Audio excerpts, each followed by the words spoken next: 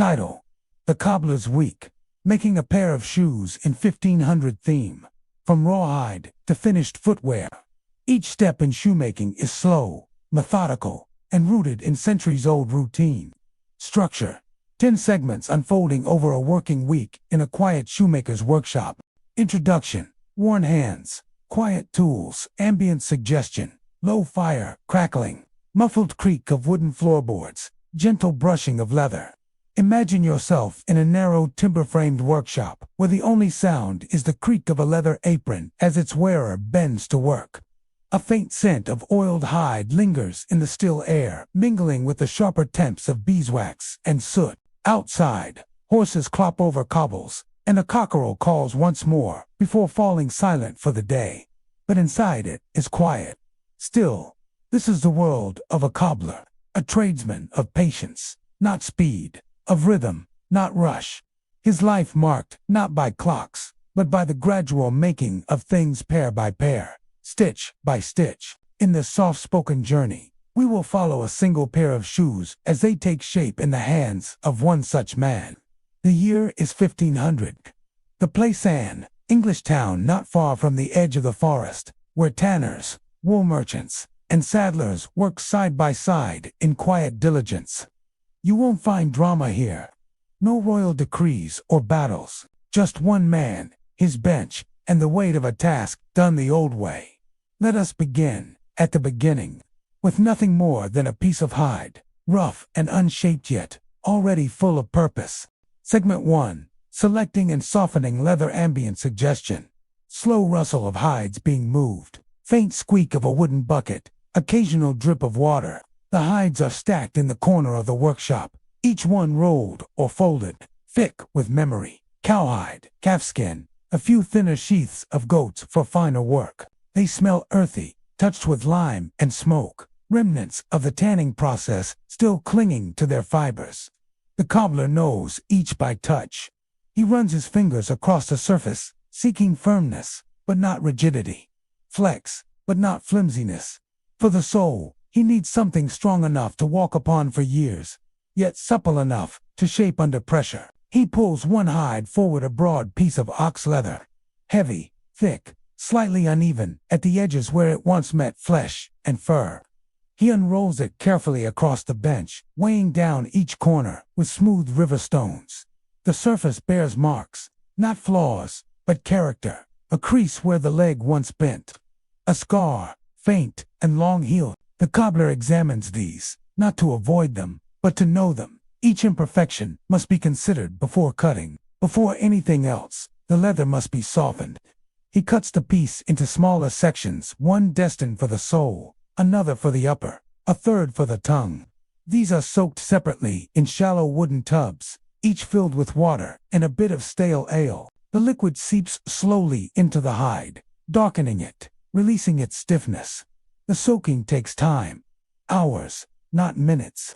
While he waits, he tends to his tools. A sharp awl, a heavy knife, a rasp made from shark skin, worn smooth from use. He oils the handles with care, wraps a few in cloths for better grip.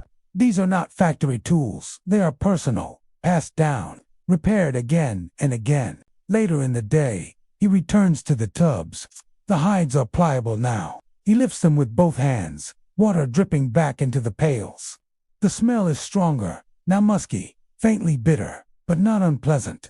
He places the pieces on the bench, covers them with a damp cloth, and lets them breathe. Before nightfall, he'll wrap them in linen to keep them soft overnight. Outside, the street begins to quiet. Merchants pack their carts. Dogs bark in the alley. And somewhere, a tavern opens its shutters. But inside the workshop, the day ends as it began in calm. The cobbler extinguishes the small oil lamp and rests his tools beside the hides. Tomorrow, the real shaping begins. Segment 2. Measuring the customer's feet, ambient suggestion. Faint tapping of a stick on the floor. Soft murmur of voices. Creak of stool legs on planks.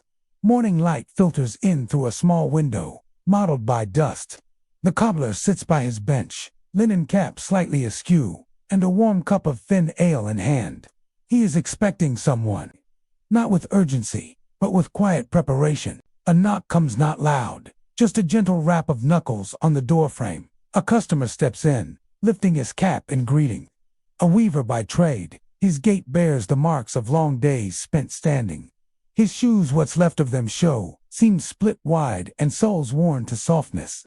The cobbler nods and gestures toward the stool by the hearth. No need for chatter, just yet.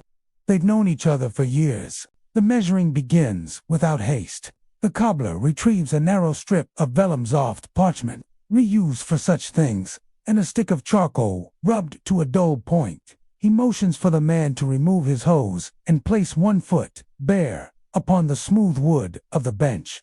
He traces the outline slowly. Around the heel, curve of the arch, broad ball of the foot, the lines are gentle, not rushed. He takes note of a slight bunion, the flattened heel, the faint twist of the outer toes. The man does not speak. He has had shoes made before. He trusts the process. The cobbler measures not only the length and width, but the volume. He presses gently at the instep, takes note of pressure points, and measures the rise of the arch with a folded strip of leather marked in hand-cut notches. Then the other foot. The process repeats, but not identically. Feet are siblings, not twins. The left is broader. The toes are more curled. The heel bears the shadow of a heel crack. These small variations matter especially when the shoe is stitched by hand.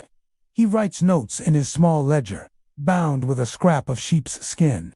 It lists customers by trade, by size, and by habit. He knows which ones walk heavily and which ones drag their feet. He remembers who comes home wet-footed and who wears their shoes until they split like fruit. The measurements are done. Before the man leaves, the cobbler offers him a look at the last stand old one, shaped roughly to his form but worn down with time. He'll carve a new one, better fit, firmer arch, a smoother heel. The weaver thanks him quietly. They shake hands, not formally, but familiarly. Payment will come later, perhaps in coin, perhaps in a trade of linen.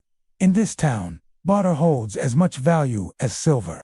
As the man disappears into the sunlit lane, the cobbler returns to his bench. He places the vellum outlines on a wooden board and weighs them down with a smooth iron nail. They will guide the rest of the process. No step will be hurried. No cut rushed. These shoes will take the shape of the man, not just in size, but in rhythm. And so the second day passes, soft and slow, beneath the wooden beams and dust-speckled air. Segment 3. Cutting the upper and sole. Ambient suggestion. Gentle slicing of blade on leather. Occasional scrape of metal against wood. Wind fluttering faintly at the shutters. Now the cobbler begins the quiet work of shaping. The leather already softened from days of soaking in lye and limes, laid out carefully on the table. It's cowhide, this time. Not fresh, but well cured. Dark brown, with subtle variations in tone. The skin bears the faint memory of the animal's life creases from movement. A scar near the edge, mottling from sun or brush. The cobbler runs his hand over the surface slowly, palm down. He feels for any stiffness, any grain that might fight the blade. A good cut begins with understanding the hide. First, he chooses a portion for the sole. That leather must be firmer, cut from the thickest part, the bend, just above the haunch. It will bear the weight, the wear of cobblestones and mud paths. He marks the outline with a chalky white stick, using the vellum tracing from the weaver's foot. There is no haste here. The line must follow, not just the foot's shape, but the grain of the leather. Too close to the edge, and it will stretch. Too near a crease, and it will tear. With his knife, a short-handled blade honed to a fine curve, he begins the cut. The sound is soft, a steady glide. The edge slices through the leather like butter warmed by hand. He leans in slightly, steadying his other hand atop the hide to keep it from shifting. The sole is done. He places it aside, atop a worn linen cloth. Now the upper, the part that will wrap over the foot, stitched in shape to its form. This leather must be softer, more pliant. It comes from nearer the belly, where the hide is thinner and easier to bend. He cuts in mirror. One for the left, one for the right. He measures again to be sure, lays one atop the other to confirm symmetry. Even a half finger's difference can be felt after a day's walk. There are smaller pieces, two quarters, and vamps, tongue, and collar. Each part is marked, cut, and laid out in quiet procession on the bench. The cobbler pauses to oil the blade, wiping it with a bit of tallow and a cloth.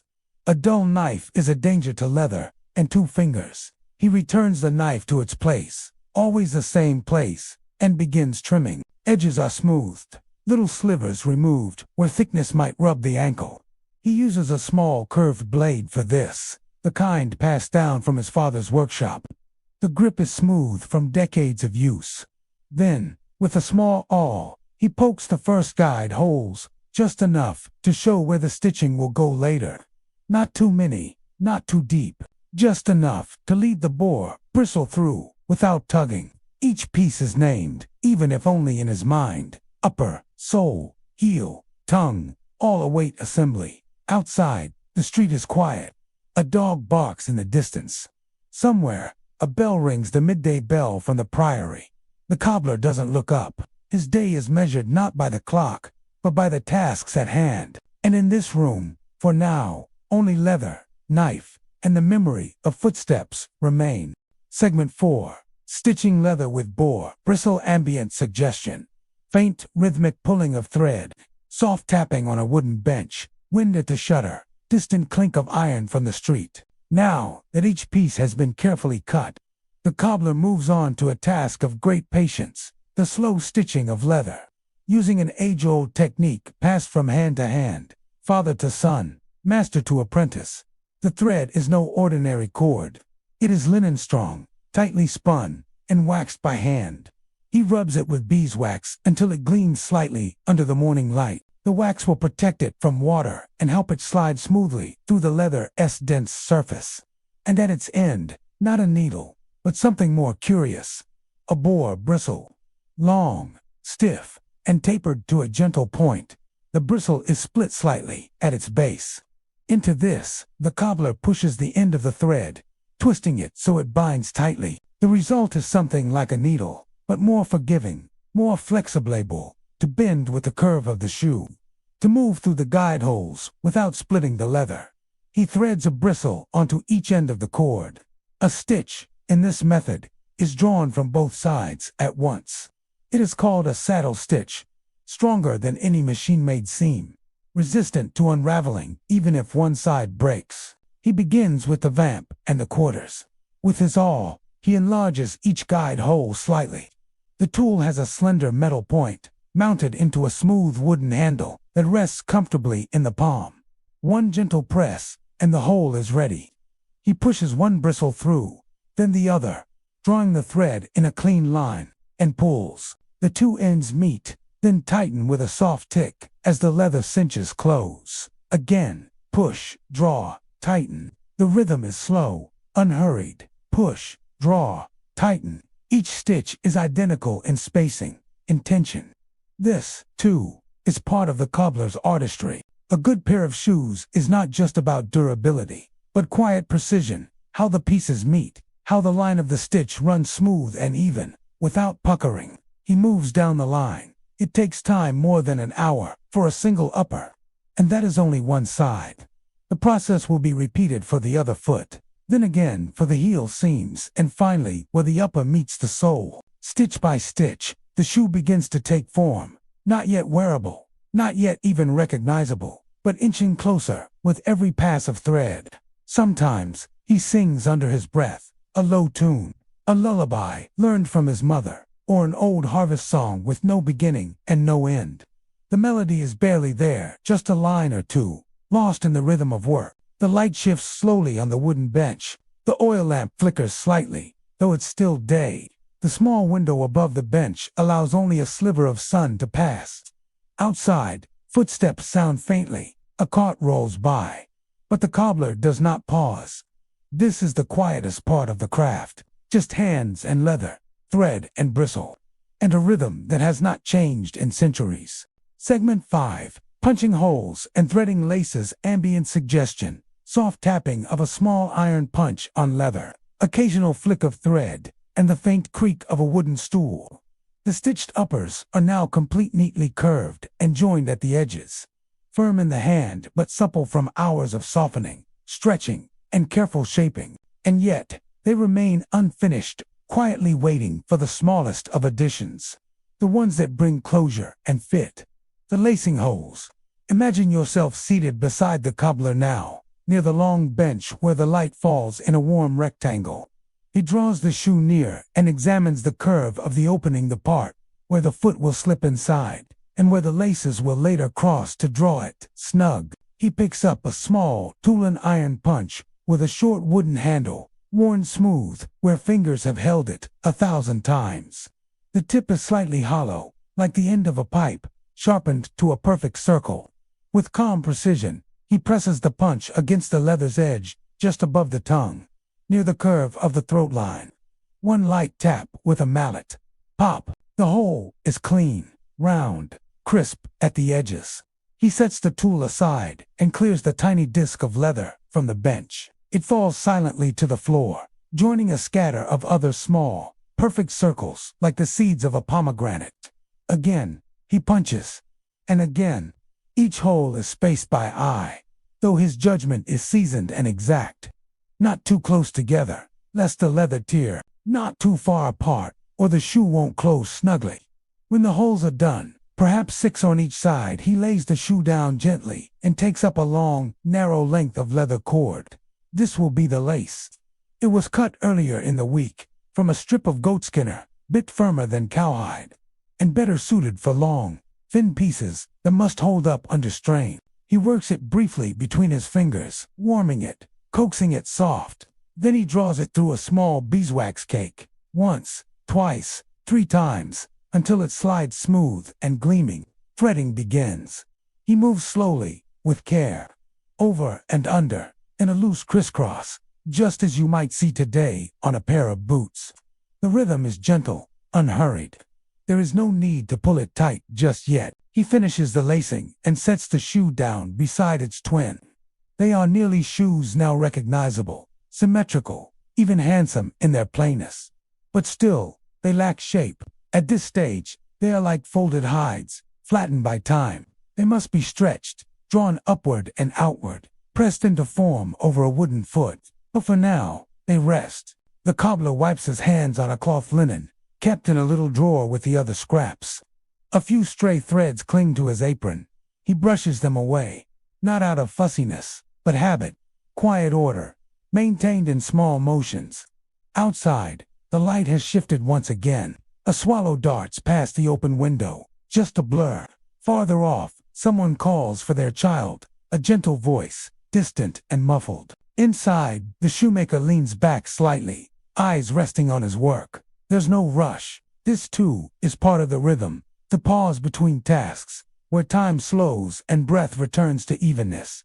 The shoes will wait, just as leather has always waited, to be shaped, stitched, and brought to life, one quiet step at a time. Segment 6. Soaking and stretching on the last ambient suggestion. Slow dripping of water into a wooden basin, the creak of leather tightening, the faint rasp of fingers smoothing material. Let us return to the cobbler's bench, where 2 near-finished shoes lie side by side, laced but still shapeless, soft as folded cloth. To become shoes in truth, they must be made to hold their form, and for that, they must be drawn over the last. The last is a wooden mold, carved in the shape of a foot. It is the quiet soul of shoemaking, never worn itself, yet shaping everything worn by others. Each cobbler might own several, slightly different widths, varying arches, some for men, some for women, some for children just beginning to walk. They are heavy in the hand, often burnished from use, their surfaces darkened with oil and time. But before the shoes can embrace their final form, the leather must be softened once again, this time with water. In the back corner of the workshop, a shallow wooden basin waits. Its sides are stained a silvery gray from many soakings. The cobbler pours a small jug of water in, cool and clear, and dips a cloth into it, linen. As always, with patient, rhythmic strokes, he weights the insides of each shoe, carefully dampening the uppers, not soaked through, but pliable just enough for the fibers to yield. There is a scent in the air now, warm leather and clean water, earthy and faintly sweet. The sound of water dripping from the cloth is soft, a kind of gentle ticking. Once dampened, the shoes are ready for the last. The cobbler chooses one last, carved long ago by his father, perhaps, or by himself in younger years. It has a slight curve to the arch and a raised toe, matching the customer's own foot, as measured days ago. He places it on the bench and slides the leather over it, guiding it gently but firmly into place. There is resistance at first. The leather tightens, hesitates, but he knows how to coax it. His hands move steadily, smoothing the leather from heel to toe. With a wooden mallet, he taps the edges, encouraging the material to follow the contours of the last. The shape begins to emerge. A slope at the instep, a flare at the ball of the foot, the rounded silhouette of the toe. Around the edges of the sole, small tacks are used not to remain, but to hold the stretch while the leather dries. He presses each one in with care, never rushing, working in a soft rhythm that speaks of practice and patience. Now the shoe begins to look, real, not a mere piece of leather. Stitched and stitched again, but a shape with purpose, with presence. A foot that will never move, but defines all movement to come. He does the same for the second shoe. The process repeats, wetting, stretching, tapping, tacking each mirrored movement, reinforcing the quiet cycle of the work. Then comes the waiting. The shoes must rest, sometimes for a day, sometimes longer, depending on the weather. The leather will shrink slightly as it dries, gripping the last and holding its new form like a memory etched deep. The cobbler places them on the shelf, where the light falls through in gentle stripes. Nearby, a cat curls among old scraps of hide. Dust hangs in the air, illuminated briefly before drifting back into stillness. This, too, is shoemaking. Not just cutting and stitching, but the spaces between wind materials. Listen to time, and the craft slows to match the rhythm of breath and wood and day. The shoes rest now, held in the embrace of the last, slowly becoming themselves. End of segment 6. Segment 7. Attaching the heel, ambient suggestion. The tap of hammer on wood, muffled by thick leather, a rustle of straw in the workshop corner. Slow breathing and the quiet creak of old floorboards. The shoes now sit, still damp but firming, shaped tightly around their wooden lasts. They've begun to resemble what they will be, but they remain incomplete. Their soles are flat and unfinished, lacking a feature that is both functional and subtle.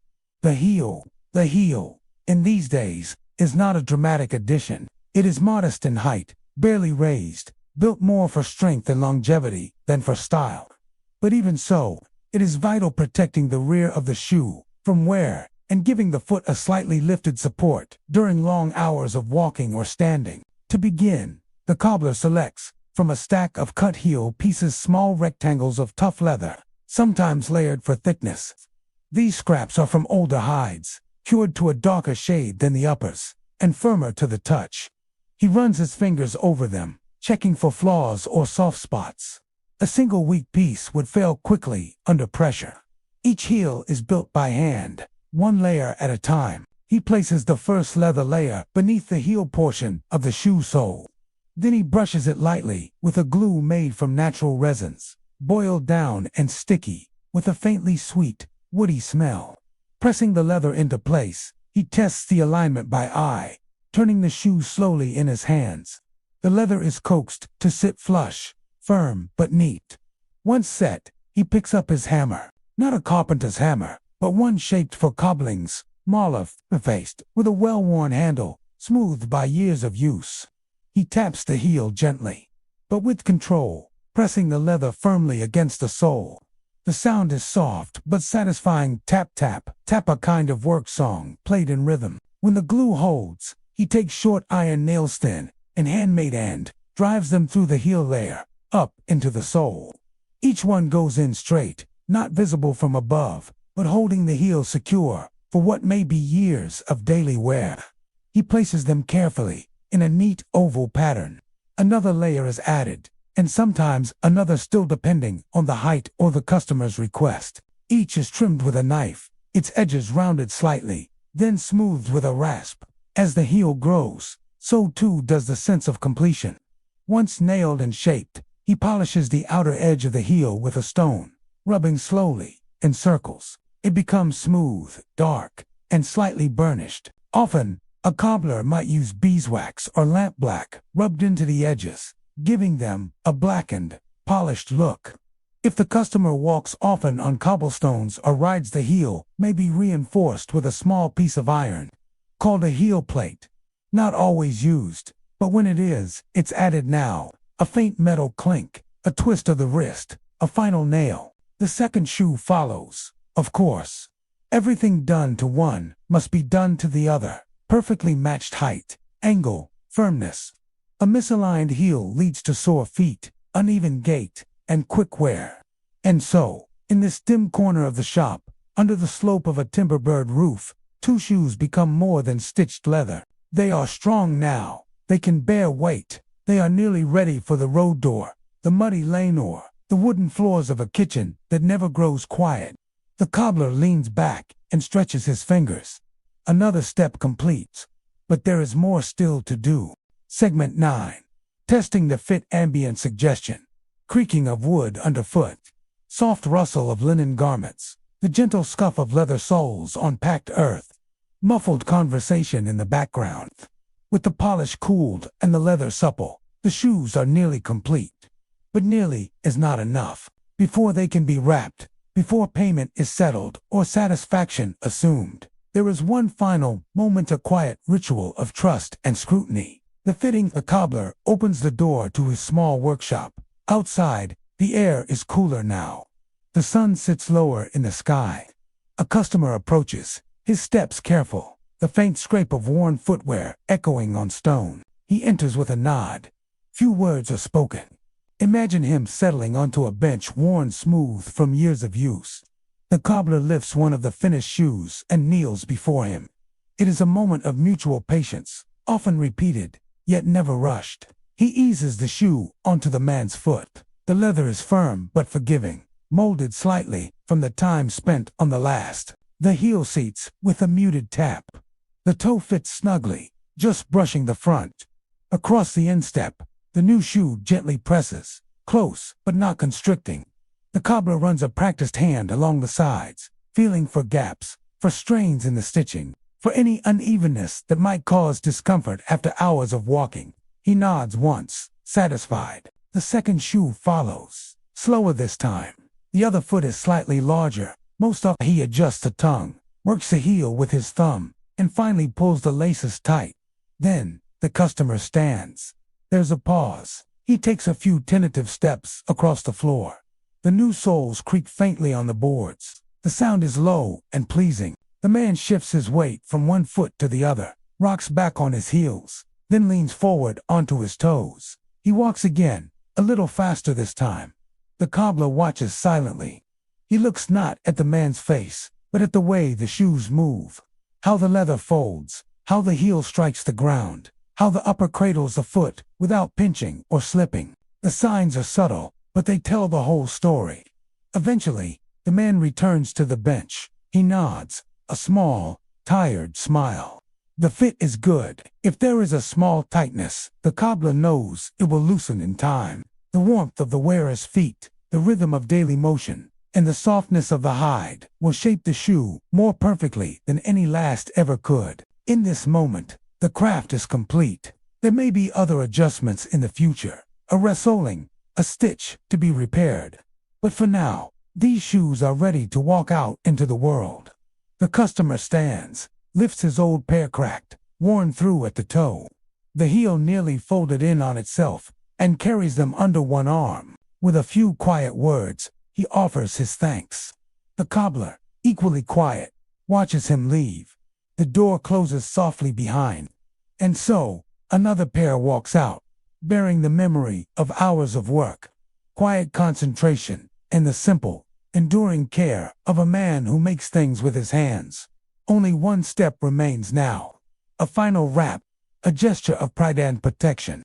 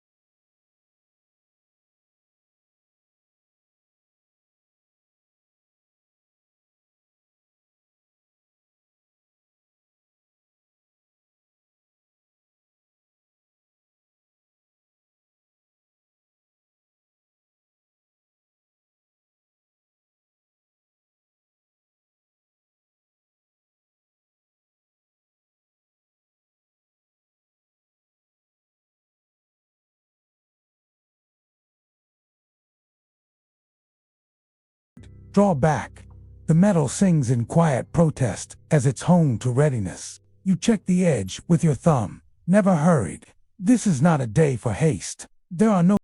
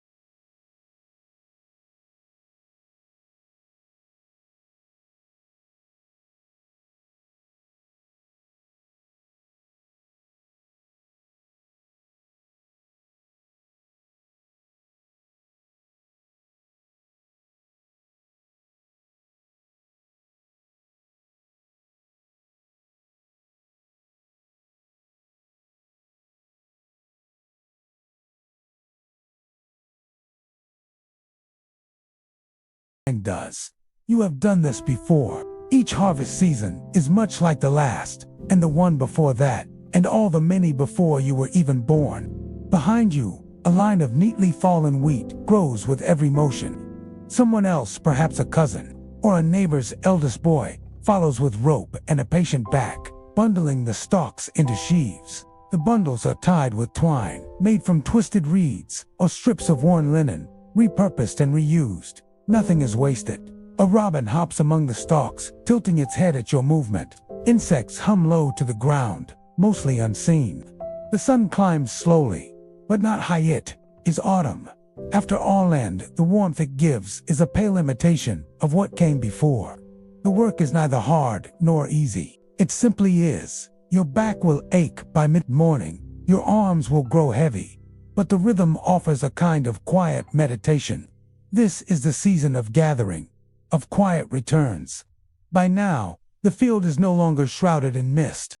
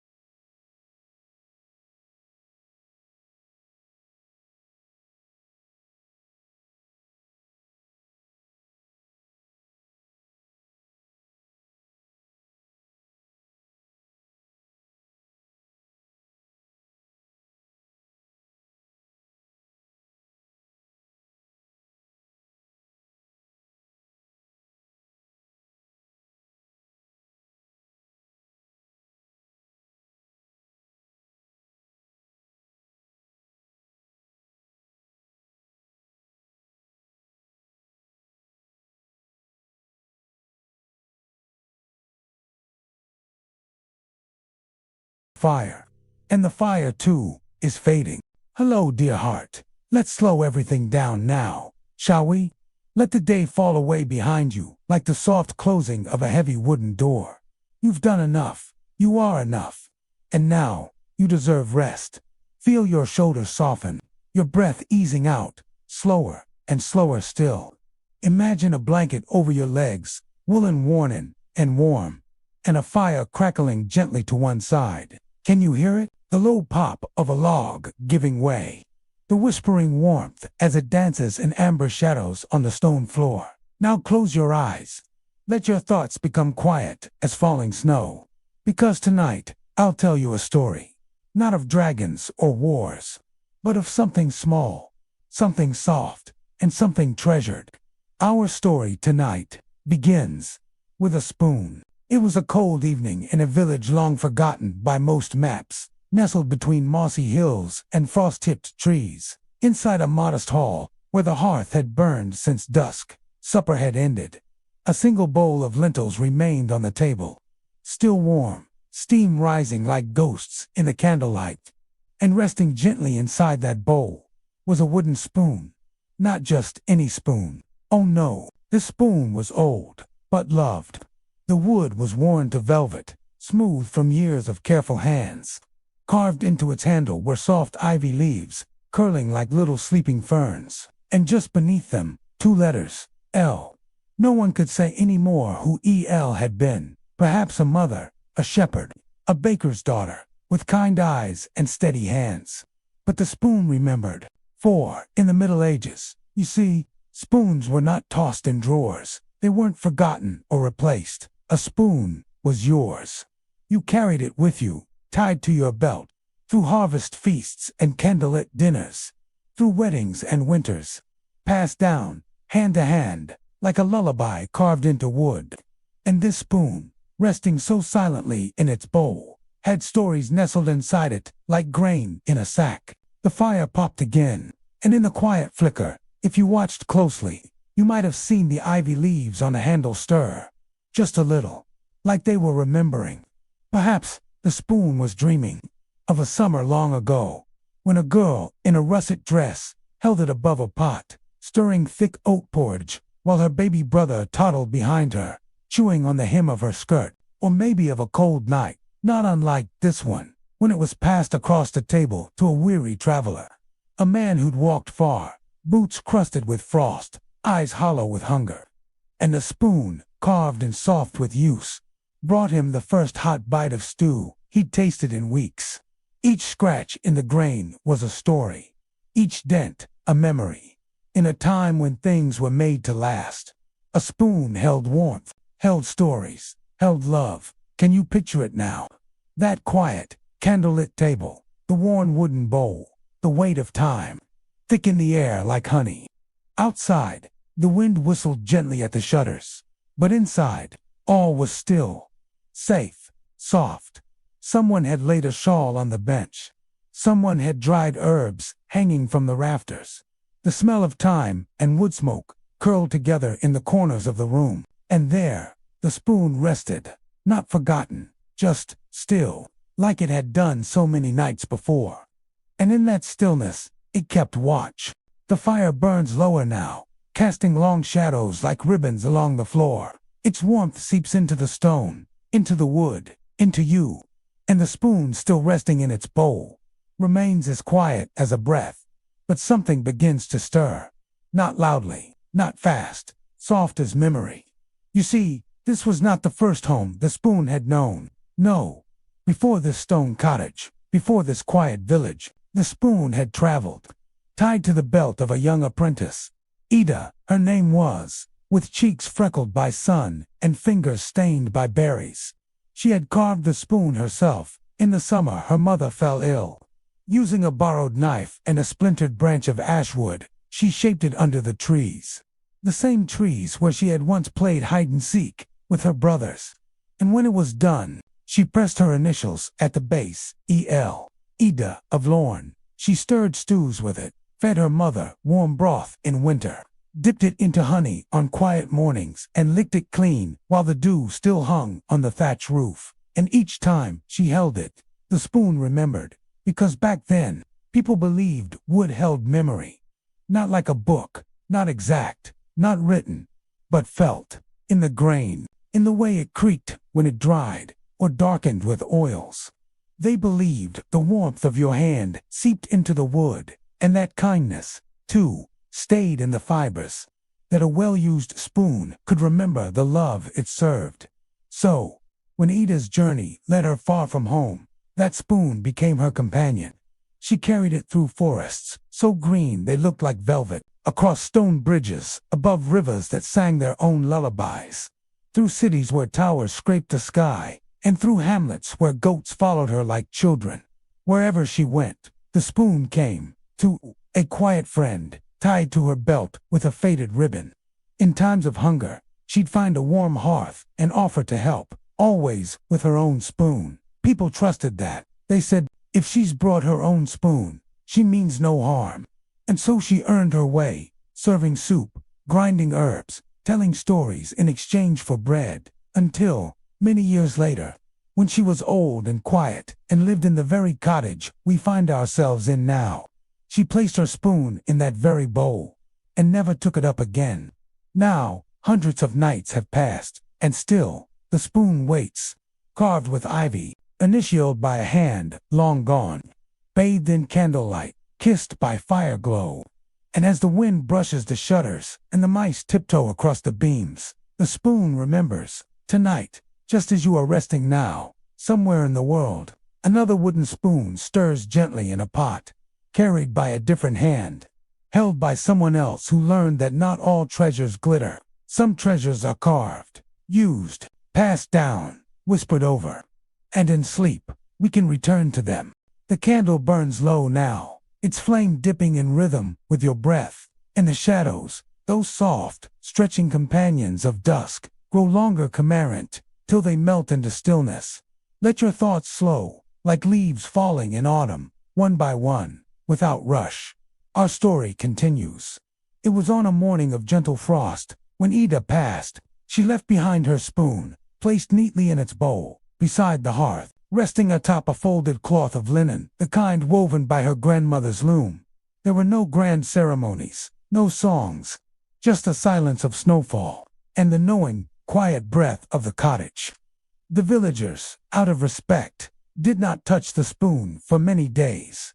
They believed it needed time to cool, to release the echoes of her touch. Only the old vicar dared step forward, not to move it, but to kneel beside it, his weathered hand hovering just above the handle.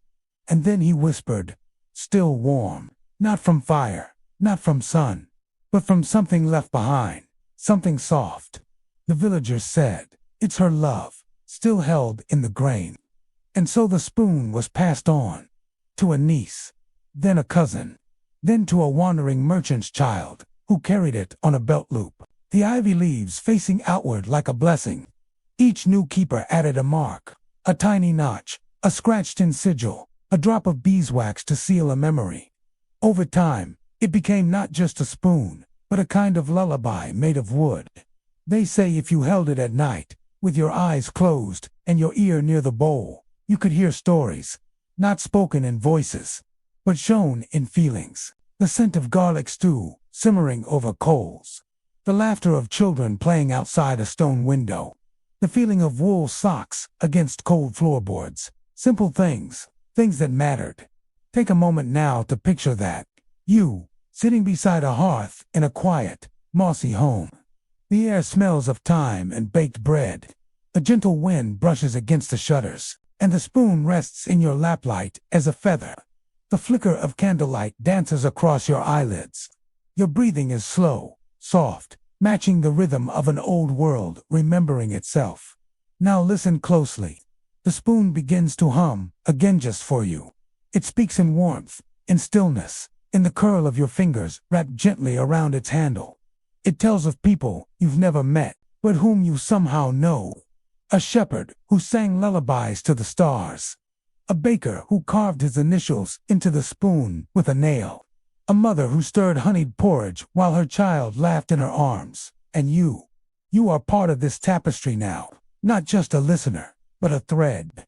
Somewhere in the dark outside, an owl calls from the trees. Its wings slice the silence, but do not break it. And inside, you feel safe. More than that, you feel held.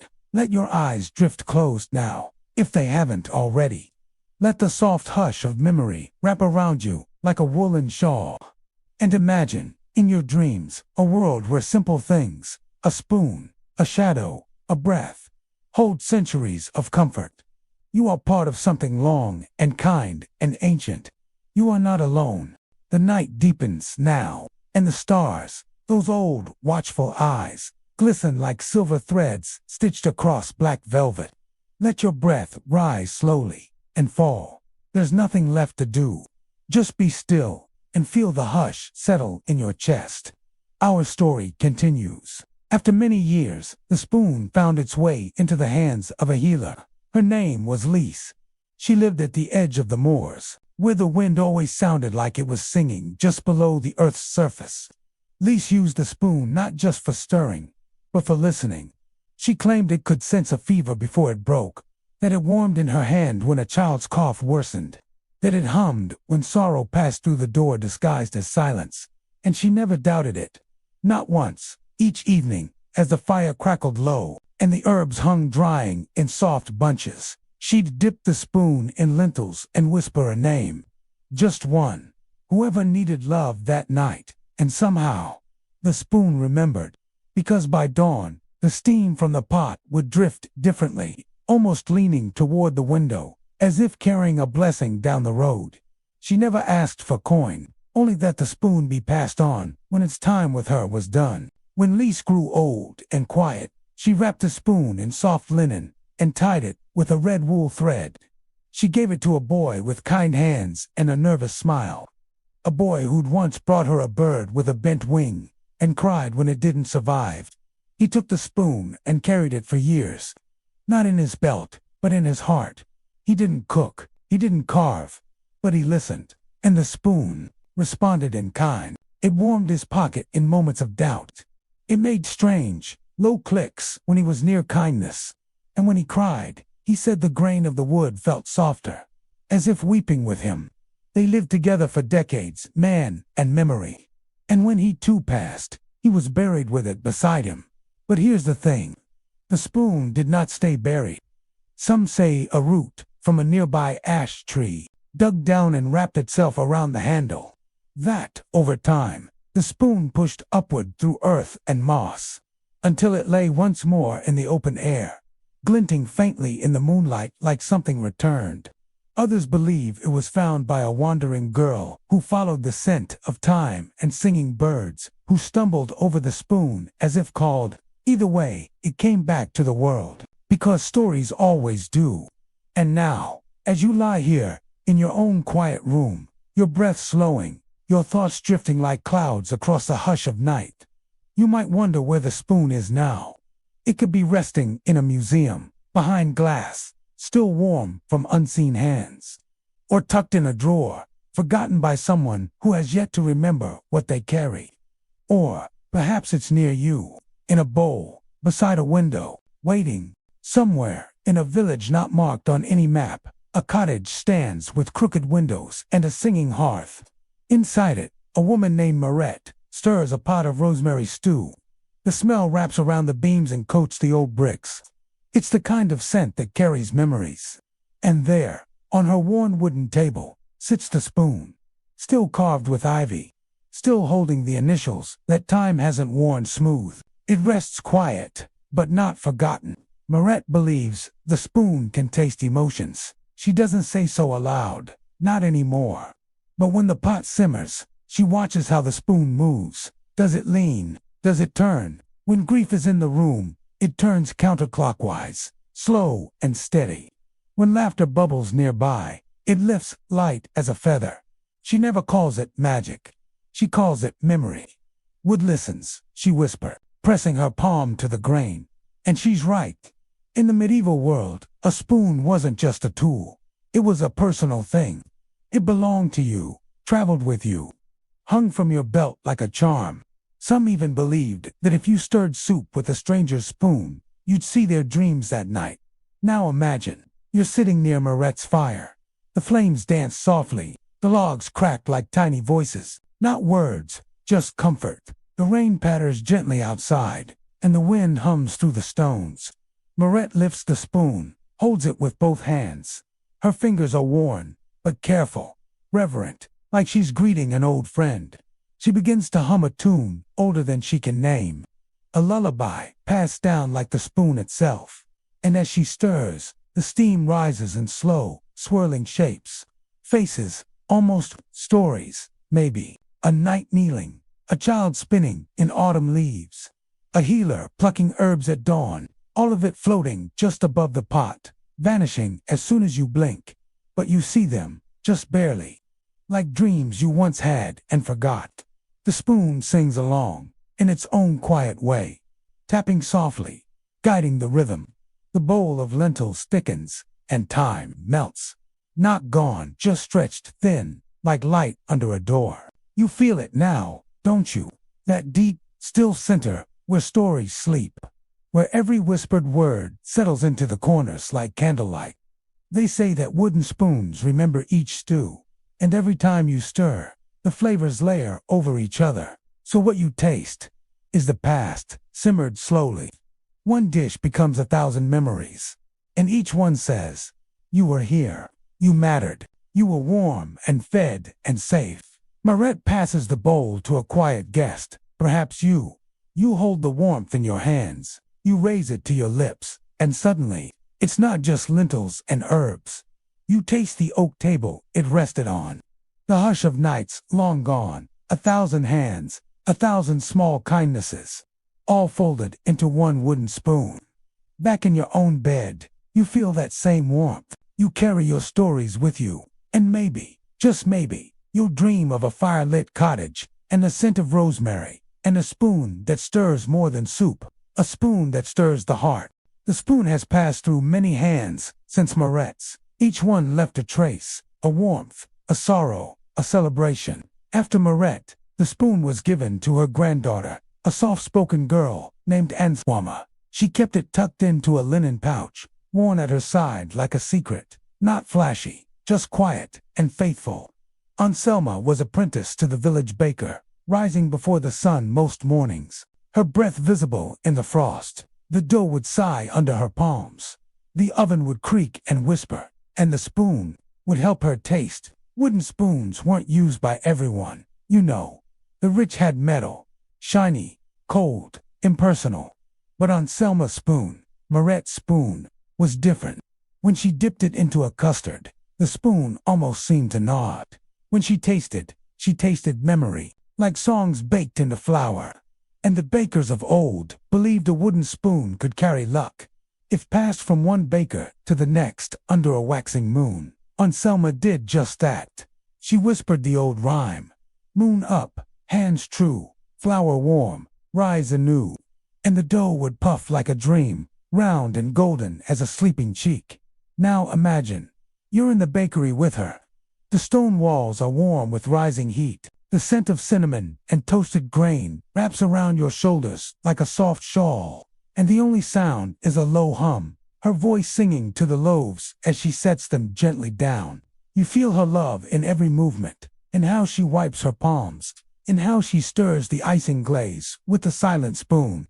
And when children came to the door, smudged cheeks, bare feet, coins tight in their fists, she gave them honey rolls wrapped in parchment, sometimes free, sometimes with just a smile for payment, because the spoon had taught her that warmth should be passed along, like a loaf, like a lullaby. And every bite they took carried the memories of meals before them, whispers folded into dough. Anselma aged slowly, like dough rising without hurry. And when her hands began to shake, she gave the spoon to a traveling scribe. You might think that odd, but no. The scribe had sat in her shop one rainy morning, jotting verses by the window. He'd traded her a poem for a tart, and when she read the poem, her eyes misted. It spoke of wood and roots, of the way certain objects remember us when we forget ourselves. So she tied the spoon in linen once more and pressed it into his hand. Now the spoon traveled far, tucked among ink bottles and parchment. The scribe wandered through abbeys and courtrooms and grassy hills where ruins whispered stories in stone. Wherever he ate, he used that spoon. And whenever he wrote, he kept it beside the page. He swore it helped him find the right words. Not quickly, not easily, but honestly. And that's all he asked. You see, dear one, this wasn't just a story of an object. It was a story of care, of presence, of taking time. And in a world that rushes now, this spoon slows us down. It asks, where have you eaten? What hand stirred your soup? What stories did they tell? And, do you remember the warmth? Let your own breath be a stirring motion now. In and out. Slow, gentle turns of the spoon. You are part of this story now. Not a listener, but a keeper of memory. And maybe in some quiet dream tonight, you'll find a carved spoon in your hand, ivy curling around its handle, initials faint beneath your thumb. You won't know how it got there, only that it's meant for you. The scribe, whose name was Cillian, grew older with the spoon by his side. He wrote poems on parchment, soft as moth wings, and tucked them into walls, under thatch, into hollow trees. He said words lasted longer if you gave them away. His favorite place to write was beside the sea, where gulls wheeled like thoughts and the wind curled through his beard like a cat. And always beside him, the spoon. He'd balance it atop his inkpot, not for eating, now, but as a kind of compass. He claimed it would lean ever so slightly toward stories that wanted to be told. He'd laugh softly and say, "Old wood listens." And when it's ready, it tells you where the soul lives. And in his old age, when his hand trembled too much to write, he tucked the spoon into a satchel and gave it to a girl with curious eyes. Her name was Lyra, the daughter of a washerwoman. Her hands always smelled of soaproot and lavender, and her feet were quick on whetstone. Lyra wasn't a baker, not a poet, but she saw things, quiet things. A bird threading straw into a rooftop, a shadow beneath the well water. The way her mother's back curved like a question. She took the spoon and didn't ask why.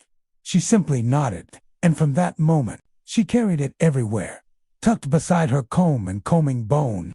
She told no one, but when the spoon was with her, the world felt softer, less jagged, less hurried, as if everything still remembered how to breathe slow. She'd often sit by the river at dusk, the spoon balanced on her knee, watching it catch the last light.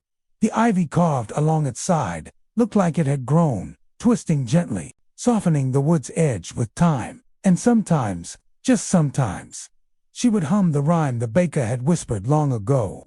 Moon up, hands true, flour warm, rise anew. Not for baking, but for comfort, like a lullaby spoken to the world itself. Now, dear one, you've followed this spoon through time, through hands and hearths, through flour, ink, soap, and wind. You've felt its warmth. You've heard its silence. And maybe, just maybe, there's something in your own life just like it. A quiet thing, a loved thing, that holds more than its shape. The spoon passed again, as all beloved things must, from Lyra to her son Tomas, a boy with dirt-stained knees and a laugh that scared crows from the barley. He kept the spoon in his satchel alongside charcoal stubs and smooth stones. He didn't write with it or cook with it.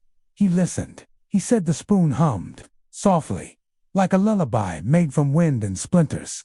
Tomas became a shepherd, not out of duty, but because sheep didn't need many words. He carried the spoon up green hills, down muddy valleys, tucked beneath his belt like a knife made of memory. At night, by the fire, he'd hold it up against the stars. The carved ivy glinted faintly green in moonlight, golden in flame, as if it still remembered leaves. Once, during a thunderstorm, he thought he heard voices in the crackling sky, not loud or fearsome, but whispering, telling stories through the wind. He whispered back, with the spoon in his palm. "I'm listening," he said. "I'm always listening." And the thunder stilled, just a little. In the village below, they called him the quiet one with the wooden charm. And maybe they didn't understand, but they knew his animals never strayed, that his fire always caught, that he could soothe a crying child just by letting them hold the spoon. because in its worn handle lived a silence that wasn't empty, but full. And now, dear one, you too have followed its journey. From baker's hand, to poet's pen, to the stillness of a shepherd's palm. Close your eyes, feel the warmth of all those who touched it, all who listened, all who loved. Maybe, just maybe, you're holding it now. Now, we near the end of the path, not a sharp ending, not a loud goodbye, but the kind that slips into slumber, like the sun tucking itself beneath the hill. So breathe and rest, as I tell you how the spoon, still warm from many hands, found its last keeper. Tomas, in his old age, no longer wandered the hills. He sat beside the hearth, a red wool blanket around his knees, and the spoon resting on the mantelpiece. It no longer stirred lentils or scooped broth, it simply listened. One spring, a little girl with braids and clever fingers came to stay with Tomas. Her name was Mira. She asked questions like birds ask the dawn. "What's this?" she'd whisper, pointing to the spoon. And Tomas, with a chuckle like turning pages, would answer, "It's a story in wood. A memory spoon." He showed her the ivy, the initials, the curve of the bowl, smooth as a river pebble. At night, when the fire was low and the walls hummed with age, Myra held the spoon in her lap. She said it made her feel brave, like it remembered her too. And so, when Tomas passed, as all storytellers must, he left no great treasure. Only the spoon, and Myra, with careful hands, wore it on her belt, just as the old folk had done. Years passed, and the village changed. The baker's shop became a cobbler's stall. The barley fields gave way to sheep, but Myra kept the spoon. And each night, as the stars lit the ceiling like scattered seeds, she whispered a little story into it, sometimes of deer, sometimes of soup, sometimes of nothing but breath. And the spoon listened, always. And now, so do you. Yes, you, here in this stillness, this moment between thought and sleep. Let the hush wrap around you, like wool, like ivy, like an old tale, remembered but never rushed. Breathe in once more. Feel the weight of stories, held not in pages, but in wood. Carried through time, carried through hands, carried to you. Our story ends, not with a full stop, but with silence. A spoon rests, a room exhales, and you, dear listener, are safe to sleep. Good night. Take a slow, deep breath. Let it go, gently. Let your shoulders soften. Let your jaw unclench. Let the quiet begin to settle in, like dust on an old wooden floor. There's no rush now, no tasks, no troubles, just you, and this still moment of calm. Close your eyes if you wish, sure leave them half-lidded in candlelight, wherever you are. Picture a gentle hush stretching across the land, like snow falling silently on empty roads. Now, our story tonight begins, quietly, with a flicker of firelight, in the hush of hanging fabric in a noble hall. Our story begins at the edge of a stone castle, deep in the heart of a sleeping valley. The hour is late. The hearth is nearly bare, its embers glowing with a last breath of warmth. High above, in a room too wide to heat, there hangs a tapestry.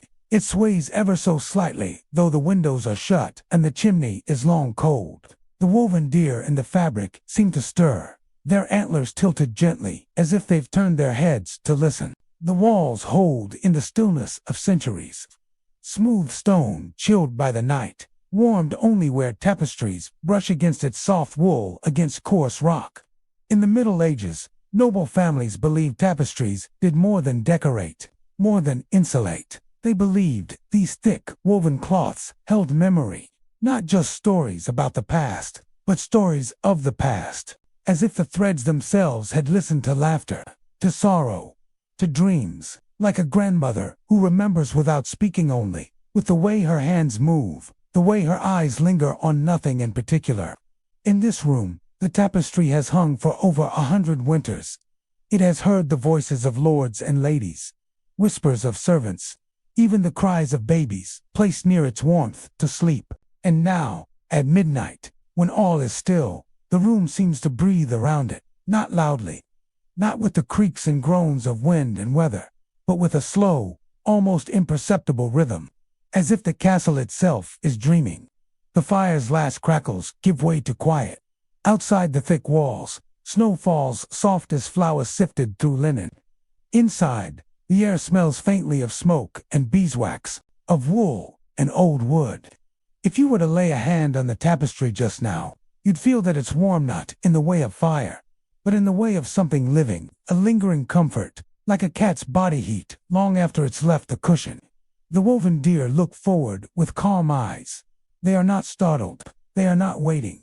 They are simply here, and in that stillness, the cloth seems to hold every memory ever spun into it. Years ago, a weaver worked by candlelight to create this very scene.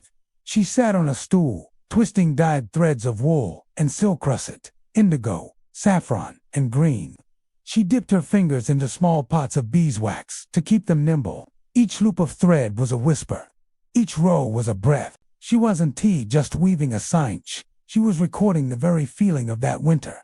How the snow creaked underfoot. How soup simmered for hours. How the wind moaned softly at the shutters. Some said tapestries could absorb sound, not like a wall, but like a hush. And once that hush was held inside the cloth, it never left. That's why people slept easier near them, because the cloth had already held so many dreams, and was willing to hold one more. Tonight, in this old hall, there is no company, no footsteps, no feast, just quiet. But that doesn't mean the room is empty, for the tapestry remains, and the warmth that has gathered through generations of fires and breath and lullabies. It still glows faintly now. The deer stand in their stitched clearing. A tree embroidered in fine brown thread leans just slightly in an invisible breeze. The border of the cloth, a pattern of leaves and vines, curls ever so subtly frayed from age, softened from years of sunlight and candle smoke. This is a room that has not changed much, and that's part of its charm. When you step into it, heaven, only in your imagination you step into a place where time breathes slowly. Let yourself rest here. Sink into the quiet. Can you hear the silence between the walls? It is not empty. It is full with everything that has ever been said and then forgotten. Full with the softest stories. A child's whisper, a nursemaid's lullaby, a secret kept between sisters, and the tapestry remembers it all. It does not speak. It only holds. And tonight, as you drift deeper into comfort, it welcomes you, too.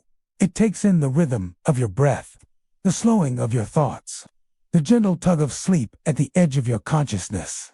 And just like all those before you, you are safe within these soft walls, watched over not by people, but by threads, threads that once knew hands, that once soaked in heat and candlelight, and now glow with the calm of centuries. Soft fading tone.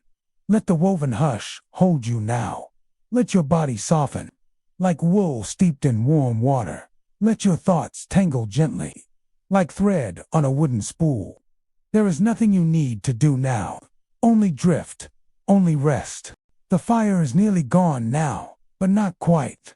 A last glow hums beneath the logs like the ember of a thought, flickering at the back of a dream. It casts long, sleepy shadows along the tapestry's edge, shadows that sway with the quiet draft curling up the chimney. If you were to listen closely, now truly softly, you might imagine that even the stone of the castle is breathing, very slowly, very deeply. These stones have seen lifetimes pass. Storms batter the walls, candles come and go, songs sung and forgotten. And yet the tapestry remains. It is not merely a decoration. It is, in its own quiet way, alive. The medieval mind believed in that, truly believed it. That memory didn't only live in books or stories told aloud. It lived in things, in objects, in cloth, in wood grain, in the pattern of tiles on a cold floor.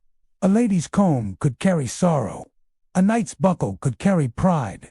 And a tapestry, oh, a tapestry could carry warmth, centuries of it. It said that, long ago, when the noble family of this castle was away on campaign, the castle was left under the care of a quiet servant named Eleonora. She rarely spoke. She lit the fires. She turned the sheets. She kept bees in the kitchen garden and sang lullabies to them in a language no one remembered. At night, Eleonora would sit beneath this very tapestry and stitch, not to alter it, no, just to mirror it. She had her own cloth, a tiny one, and with every deer she traced, every stitched tree, she whispered something from the day, a wish, a memory, a dream. People began to say that her own tapestry grew warmer the longer she worked on it, that if someone wept beside it, they fell asleep sooner, that babies placed near it cried less. But Eleonora never spoke of it. She only worked, and the castle watched, and the castle remembered. Outside tonight, the air turned sharper. There's a stillness to midwinter that feels almost sacred. Even the owls are quieter. Only the wind speaks, curling softly against shuttered windows, brushing dried ivy against the sill. Inside, under the tapestry, the air remains still, protected. It smells faintly of smoke and woven wool, beeswax and pine soot. Can you feel it? That quiet heaviness, like a woolen blanket draped over your body.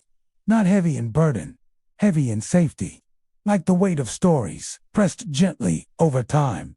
Now, let us follow the threads for a while longer. Not just the threads of the cloth, but of memory. Imagine running your fingers over the stitching, feeling the tiny ridges, like whispers locked in thread. There's a part of the deer that is stitched in teal wool, rare for the time, drawn from woad and sky. Another part is russet-trade clay and wild bark. The border carries golden thread, not real gold, but something that glimmers faintly in low light, catching your eye as your thoughts begin to drift. In medieval times, the creation of such colors took months. Some dye had to be fermented underground in cool jars. Some threads were soaked with crushed petals. Every inch of the tapestry was born from patience. And tonight, you are resting within the hush of that patience, that soft, enduring love of someone who wove by candlelight while snow covered the rooftops outside. Let yourself breathe with that rhythm now, in and out, like thread pulled gently through cloth. No force, no worry, just a steady pull of comfort. Your thoughts may come and go, that's all right. Let them like deer moving between trees, quiet and unbothered. There's no need to hold on to them, only watch them pass. Back in the present, the fire has finally gone out. All that remains is its scent, and the tapestry, still swaying, still warm, still remembering. And you're part of its story now. Your breath, your calm, your dream. It has taken it in, folded it among the stitches, held it softly in its clothed heart.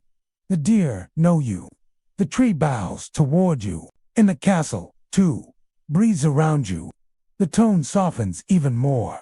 Let your body relax deeper now. Feel your fingers loosen, your shoulders sink, your jaw soften. This quiet place has you. The warmth here is old and kind, and so, gently, gently, you drift, cradled by thread and story, by hush and history. Let sleep come now. It knows the way. Now, our story returns to Eleonora, the quiet servant. Years passed, the noble family came and went, and the halls sometimes lay empty through long winters. But Eleonora stayed, always, and so did the tapestry. And over time, they say, the two became nearly the same. She wove her feelings into that fabric, calm when it snowed, sorrow when a bird died in the courtyard, joy when wild violets pushed through the cracks in the stable wall. One day, a traveling bard came through the region and stayed the night.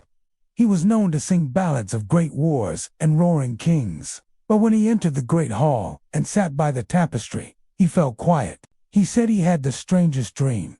A woven deer had blinked at him, and in its eye, he saw a forest knot of this world. He left at dawn, whispering a lullaby he'd never known before. They say it echoed faintly, for years, through the stones. It was after that, people began to believe the tapestry was enchanted. Not in a fearful way, no curses, no spells, only presence. Memory held so carefully that it softened into magic. Not flashy, not loud, just warmth, familiarity, a soft welcome in thread. Can you see the room again? The great wooden beams above, the flagstone floor, the single candle now guttering on the long dining table. There's a slight breeze that pulls at the tapestry's edge. the air drawn from the chimney, where smoke once curled. It moves, but not harshly, more like a breath, a slow, steady breath from a castle that is, perhaps, alive. In the medieval world, they believed buildings had spirits, a kind of soul formed from all the lives they sheltered. The hearth was its heart, the beams, its ribs, the staircases, arteries for light and footstep, and the tapestries, AIA, the skin that kept it warm. Let yourself melt into that thought, that you're not just inside a room. You're inside something that watches over you, that has held generations of sleep, that has listened to secrets and kept them safe in silence, that has known peace and pain and peace again, just like you. Now, let's travel gently through the room one last time. The fire may be out, but its scent lingers in the air. A soft blend of ash and pine and warmth. There is a tiny crack in the window, just enough for the wind to sigh through. You can hear the long, slow rustle of ivy vines outside, the kind of sound that drifts and never asks to be understood. On a nearby table, there's a cup, half full, steaming faintly with mulled wine and cloves. It warms the air with cinnamon and comfort. Perhaps you're holding it, or maybe you've set it aside because you're drowsy now. Your eyelids are heavier than they were a few minutes ago. Let them close, or half close. Let the light blur into velvet. You're safe, you're quiet, and you're part of something ancient and kind. Above you, the tapestry sways once more. You might swear that one of the deer moved, that its tail flicked softly, or its antlers shifted. But it's only the wind, or the memory of movement. The castle is still breathing, and you are breathing with it, slowly, evenly, without thought or worry. Each breath carries you deeper, into the thread, into the dream. So, rest here a while. Let the hush of old halls settle around you. Let the deer watch over you. Let the stones keep your secrets. Let the tapestry remember this sleep, and keep it safe for you, always. Not noble, not born to a title. Her name was Lysa, the cook's daughter. She lived below stairs, in the warmth of the kitchen, where brass pans glowed like coins, and the scent of rosemary and flour hung in the air. Lysa would sneak into the grand hall late at night, when she was meant to be asleep on her straw-stuffed cot. She'd tiptoe barefoot and silent, her breath fogging faintly as she moved, and she'd sit just below the tapestry, always in the same spot, cross-legged, with her wool blanket wrapped around her shoulders. She swore the deer would speak if she stayed still long enough, not with words, not really, but with something softer, something that curled in her mind like dream silk. The tapestries in old castles were more than decoration. They were insulation, comfort. They held warmth in winter, but they also told stories, woven with dyes from herbs and berries, wove for blue, madder for red, weld for yellow. Each thread carried a bit of the earth in it. And perhaps, just perhaps, they carried bits of people too, feelings, hopes, whispers of all who'd ever stared too long into their folds. Lysa listened to those folds. She imagined them singing, not loudly, not with sound, but with the softest kind of music, the kind that only your bones remember. She'd close her eyes, leaning her head against the cold wall, letting the threads hum lullabies no one else could hear. She called it the midnight murmuring. She never told anyone. Some things are meant to be kept, like firelight, low, private, sacred. Now and then, the lord of the manor would walk through after a feast, still flushed from wine and merriment. He never saw her, or if he did, he never said. He'd pause before the tapestry, just for a second, as if remembering something, as if forgetting something else. Then he'd walk on, like a dream walking past another dream. Years passed, as they always do, and Lysa grew. She became head cook one day, then older still. And when she could no longer knead dough or stir pots with the same strength, she'd sit each evening beneath the tapestry once more. Now she didn't sneak. She was allowed. In fact, the younger servants brought her a cushion and a small stool, and they noticed something strange. Whenever she sat there, the hall felt warmer, even if the fire had gone out. Even if the wind howled through the broken panes upstairs, the tapestry would shift, and the deer would look just a little more alive. One winter, during the longest snow they'd seen in a decade, the household gathered around her in the great hall. They asked for a story, and she told them this one, about a child named Lisa, who'd once sat where she sat, who'd listened to the woven deer whisper her name through the hush of the stones. She smiled as she spoke, and when she finished, they say she fell asleep in her chair. A long sleep, the kind from which no one wakes. But this is the most curious part. The next day, the deer in the tapestry had changed. Slightly, only slightly. Its eyes were softer, more knowing, and if you squinted just right, you could see the tiniest girl, barely a few threads wide, curled beneath the deer's belly, wrapped in a wool blanket, smiling. So the castle remembered her. It remembered everyone, really. That was the secret of it. The belief of the old nobility wasn't superstition, but comfort. That the things they loved, the warmth, the music, the voices, the laughs, the griefs, the quiet joys, wouldn't vanish. They'd sink into stone, be held by tapestries, carried by rafters and bricks and dust, kept safe until someone remembered. And when someone remembered, they came alive again, if only in dreams. So now, listener, you're part of that memory too. This moment, your stillness, your breath, your drifting mind, it joins the hush, it becomes thread. Maybe someday, someone will sit beneath their own tapestry, and without knowing why, they'll feel calm, safe, warm. They'll feel you. Our story continues. Not long after Lisa's time, the castle stood through many seasons, long after snow had melted and grown green again. And while years changed the faces within, the old stone remembered. The tapestry still hung in the great hall, though its edges frayed and the threads faded in the sun. But still, it watched, and still it whispered. One autumn, a young page named Emmerich arrived, barely 12 winters old, freckled, quiet, and always listening. He had no family of his own, only a letter of patronage and a satchel of bread. But he was welcomed, as all young learners were. Pages polished armor, fed horses, carried scrolls from tower to tower, and in the evenings, they sat cross-legged on worn rugs, learning songs and histories by candlelight. Emmerich listened to more than just the lessons.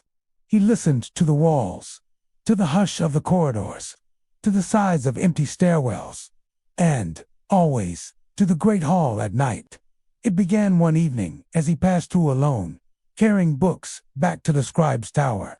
The wind had picked up outside, not a howl, but a gentle breath, like someone exhaling through the chimney stones. The fire in the hearth had gone low, and the tapestry, yes, that same tapestry swayed, not violently, just a soft, rhythmic dance, as if it was breathing. And Emmerich paused, just as Lisa once had. He set the books down and stepped closer. The woven deer looked a bit different than in the daytime, almost alive, its hooves curled in, its ears alert, and the tiniest girl curled beneath it, a shape only visible when you weren't quite looking. That night, Emmerich sat beneath the tapestry, and he heard it. Not words, exactly, but warmth, the way wind sings through a hollow log, the way your mother hums when she thinks you're already asleep. It wasn't frightening. It was the most comforting sound he'd ever known. And it came from the threads. Each night after Emmerich returned, sometimes just to sit, sometimes to whisper secrets, he'd speak softly to the woven deer, about how he missed his village, how he didn't always understand the older boys, how the world felt too large some days. The deer never answered, but somehow Emmerich always left lighter. He began noticing other things too. When he sat near the tapestry, dreams came easier. He dreamed of far-off fields, of gentle stars, of running barefoot and free through tall wheat. And always, in those dreams, the deer walked beside him, silent, protective, knowing. One morning, after Emmerich had nodded off beneath the tapestry and woken with a start, he noticed something new. A single red thread, wound loosely at the base of the tapestry. Fresh, bright red. It hadn't been there before. He touched it gently, and it shimmered under his fingers like silk dipped in firelight. A whisper brushed his ear, not quite speech, but a memory. Lysa, her name, like a sigh, and he knew. He knew the tapestry remembered him now too. The castle's steward, a man named Ulrich, noticed Imrich's change. He'd grown calm, focused, even kind. When others bickered or bragged, Ulrich asked, one frostbitten morning, "What helps you sleep so well, boy?" And Imrich only smiled, then said, softly, "The deer guards my dreams." Ulrich said nothing more. But that night, when he thought no one was watching, he too sat beneath the tapestry, just for a while. And when he arose, there was a gentleness in his eyes no one had seen before. You see, stories are not told once. They breathe, they ripple, they pass through time like candlelight passed from wick to wick, and some castles just a few remember them. Not in books, not in stone, but in warmth, in cloth, in silent, woven magic. Generations have passed in silence, and still the castle breathes. Its stones are worn smooth by the footsteps of time. And the tapestry, though faded, and with patches delicately repaired, still sways. Its dear, ever patient, watches the hearth across the hall, waiting, always waiting. Now comes a girl named Maeve. She is not a servant, nor a noble. Maeve is a healer's daughter sent to stay at the castle for one winter's turn, while her mother tends to the plague-ridden lowlands. She has clever fingers, and eyes the color of dusk, quiet but curious. And from the very first night, Maeve cannot sleep. The wind howls in her tower room. The mattress is prickly straw, and she misses her mother's soft humming while the fire crackled beside their hut. But one night, as she wanders the halls barefoot and bundled in a woolen shawl, Maeve finds herself at the doorway of the great hall. There is no fire tonight, only the glow of moonlight through stained glass, and the tapestry, breathing once more. She feels it before she sees it, a pull, a hush, the kind of stillness that feels sacred. She crosses the stones slowly, each step softer than the last, until she stands before the woven deer, and something in her heart loosens. She does not know the story of Emmerich, nor of Lysa, only that this room feels warm, though the fire has long gone out. She presses her palm gently to the fabric, right where the deer's chest rises in thread. It is soft, still warm, as if the tapestry had just sighed. Maeve doesn't speak. She only sits, and the dreams come. They are not dreams of great nights or distant stars. They are dreams of herbs, of dried lavender, tucked in satchels, of marigold steeping in water, of her mother's voice, gentle and clear. You'll always find light, even in the coldest corners. And the deer, again, watching her with calm, quiet eyes. In the days that follow, Maeve returns each evening. She brings a bundle of rosemary one night and tucks it in the tapestry's edge. The next night, she brings a tiny, hand-stitched sachet of cloves, then a ribbon, then a scrap of parchment with a lullaby written in her mother's hand. Each time, the tapestry breathes. Each time, the deer looks more alive. Others begin to notice the girl's peace. One of the stable boys, with a limp from old war wounds, follows her one night, wondering why her eyes shine with such calm. He does not speak when he sees her sitting there. He only sits beside her, and for the first time in years, he dreams of galloping, not pain. Over time, the hall becomes sacred once more. A quiet place, not for prayers spoken aloud, but for the whispers between breath, the kind of hush that invites dreams. Even the castle's lord, old and weary from decades of war and burden, one night comes and kneels before the tapestry. He places a single feather from a falcon he once flew in youth, and he weeps. No one ever speaks of the magic directly, but everyone begins to leave small things by the tapestry. A comb carved from bone, a broken lute string, a child's carved wooden star, and as the pile of offerings grows, so does the peace.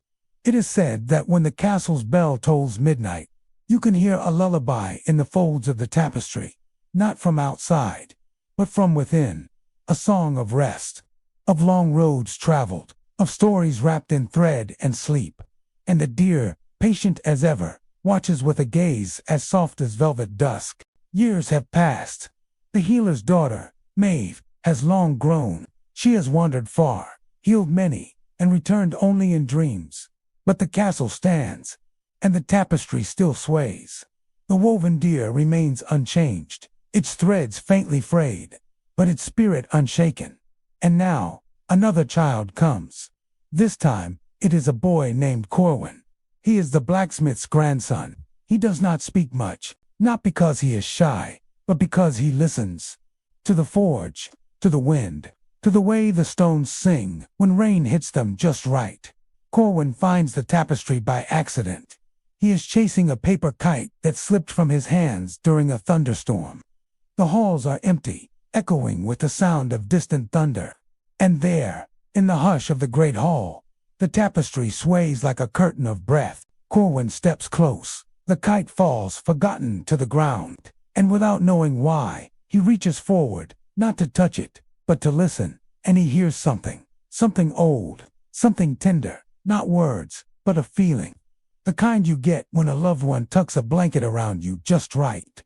The kind you get when you wake from a dream and realize everything is okay. Corwin returns again and again, not to speak, not even to leave offerings, but to listen. Sometimes he brings a bit of charcoal and sketches by the moonlight. One evening he draws the deer with such care, it looks like it might leap from the page. Others begin to gather again. A girl who plays the dulcimer, a cook's apprentice who recites poetry in hushed tones, an old knight who once thought he'd forgotten how to feel wonder. Each of them finds their way to the hall, to the tapestry, to the hush, and the tradition begins anew, not carved in stone, not decreed in parchment, but whispered from one heart to another. If you're restless, go to the tapestry. It listens. The castle changes, slowly. Its people speak a little softer. Their burdens seem a little lighter. Children no longer fear the dark corners of the halls, for they know that somewhere the deer is watching, and perhaps, even now, you can feel it too. The warmth of the woven cloth, the softness of footsteps on ancient stone, the crackling hush of an ember that never fully fades. A castle's breath, steady, gentle, still breathing with you. Our story continues. Not far from where it paused, in the quiet folds of midnight, the castle has grown older still. Seasons have come and gone like ripples across a pond. Snow has gathered in soft drifts along the windowsills, and ivy now climbs the stone like a lullaby of leaves. The hall has grown quieter. No laughter echoes through it anymore. Not the laughter of nobles, nor the music of feast. Only the crackle of fire, only the hush of footsteps, only the soft stirring of threads. But if you listen, really listen, you may hear voices woven into the walls. Not ghostly or frightening, no, gentle, like bedtime stories being remembered aloud by the stones themselves. Tonight, the castle receives a visitor. Not a noble, not a healer, but a boy. He is perhaps 10, maybe 12. His cloak is too large for him, the wool frayed where the weather has gnawed it. His shoes are muddied, his cheeks flushed from the long walk up the cliffside trail, and his eyes, they are wide with awe. His name is Elias. He has no home to return to. His mother fell ill in the last frost, and no one claimed him after.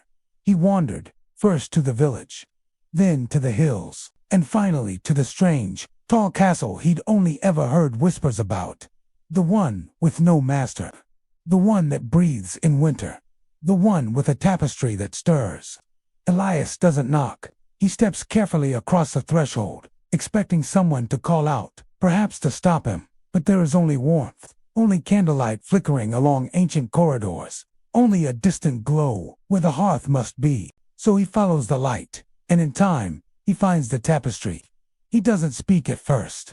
Children often don't, when they feel safe.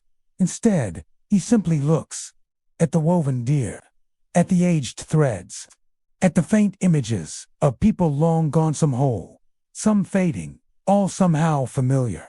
He kneels, pulls off his too large cloak, and sits beside the hearth, not expecting anything, not asking for anything, just letting the warmth hold him. Then, ever so gently. He begins to hum a lullaby his mother used to sing, something about lanterns on the river and apples falling in autumn. The song is crooked and shy at first, but the fire hums with him, and the tapestry seems to lean just slightly closer, listening.